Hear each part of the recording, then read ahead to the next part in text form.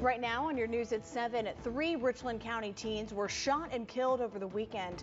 How the community is responding to the loss. Plus, data from the Columbia Police Department reveals the significant impact that gun violence has on our young people. See the numbers and what they mean for the Columbia community. And former President Donald Trump back in South Carolina. What he said in his first campaign visit to the Lowcountry. Your news at 7 starts right now. Live from Columbia, South Carolina, WIS News 10 starts now. Thanks for joining us for your news at 7. Tonight, multiple families are mourning after 3 Richland County teens were shot and killed. 2 17-year-olds are charged with their murder. Our Jalen Tart was at the scene and spoke with one of the victims' family members. The community here on Saddlefield Road is still in shock and heartbroken over what has happened here on Sunday.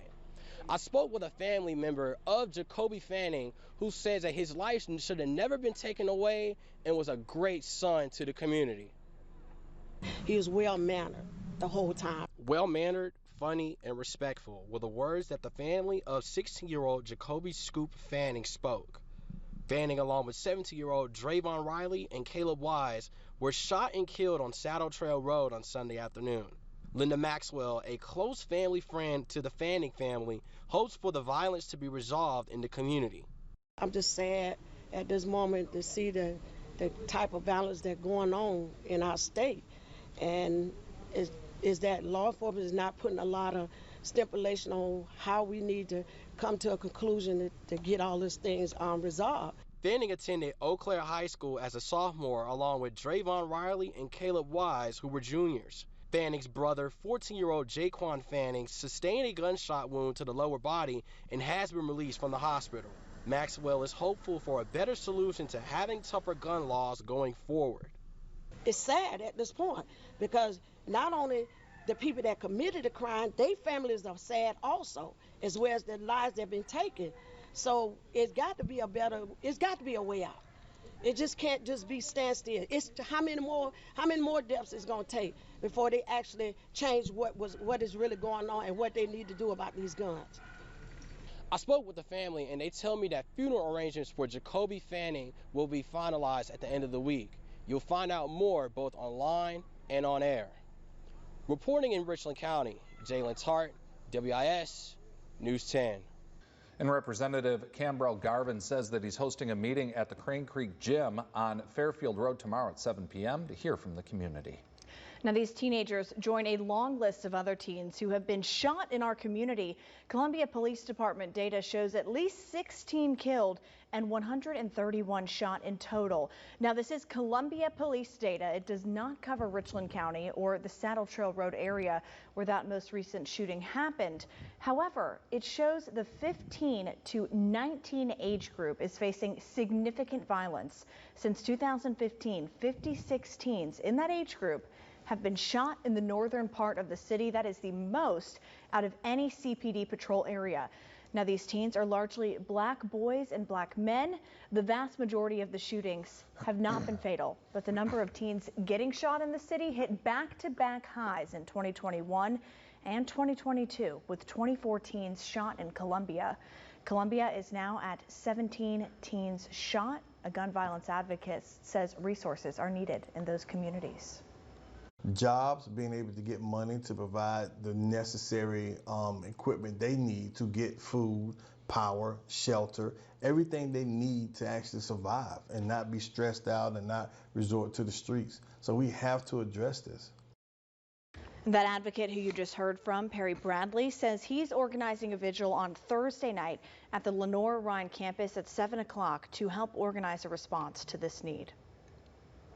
Moving now to your forecast, we're taking a live look over Lake Murray. Just a gorgeous scene on this Monday night. It's already got me thinking toward the weekend. Greg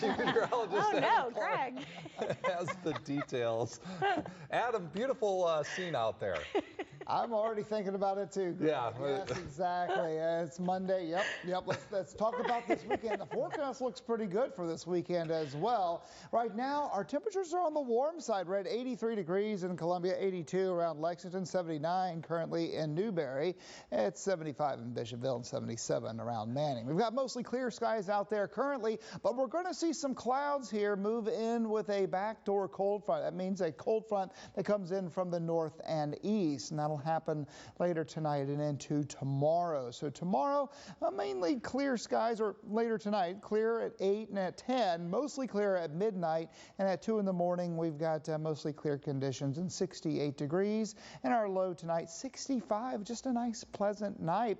Sunrise around 7:14, and then tomorrow, clouds are around. An isolated shower is a possibility. It's a 20% chance of rain with highs still right around 86 to 87 degrees. So another warm one, and then our temperatures start to cool off, and I'll detail that all coming up in just a bit. Adam, thanks.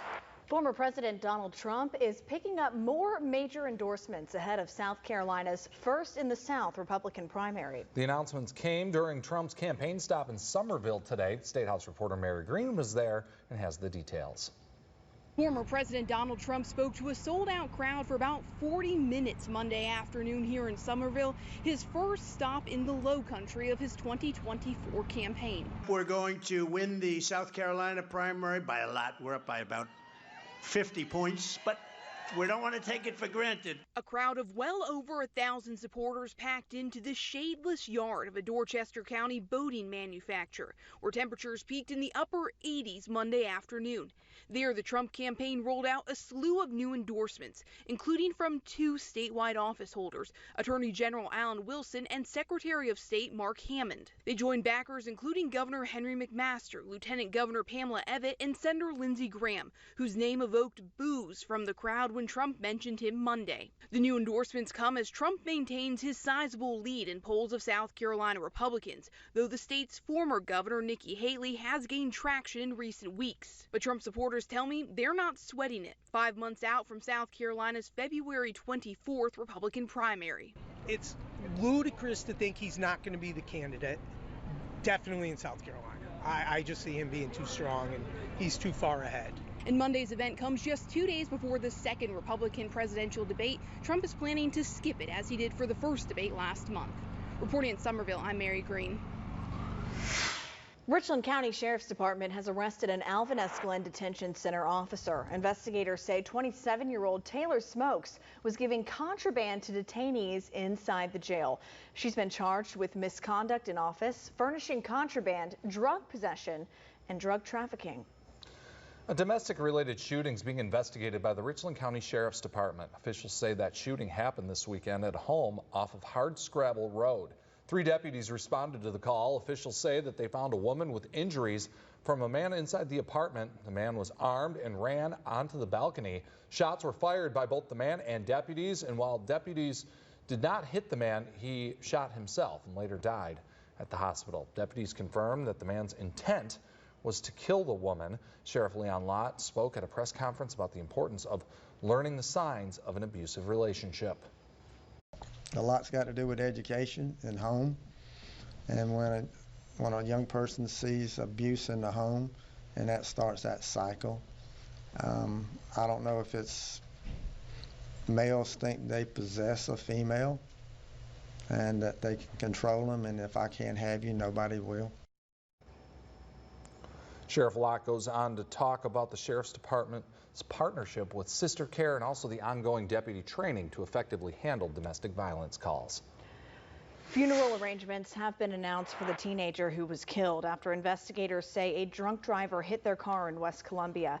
17-year-old Leah Leverett was killed in the September 15th crash along with her grandfather, 68-year-old Cornelius Corey. Police have charged a man with 2 counts of DUI resulting in death and also charged him with leaving the scene of a crash.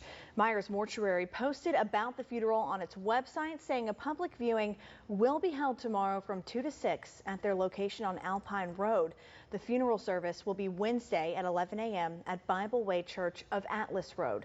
Leverette's mother told WIS Corey's funeral service will be held in Virginia on Saturday, September 30th. In lieu of flowers, the family's asking for donations to Mothers Against Drunk Driving. Still ahead, the clock is ticking for a divided House to avoid a government shutdown. The latest on the path to a solution after the break.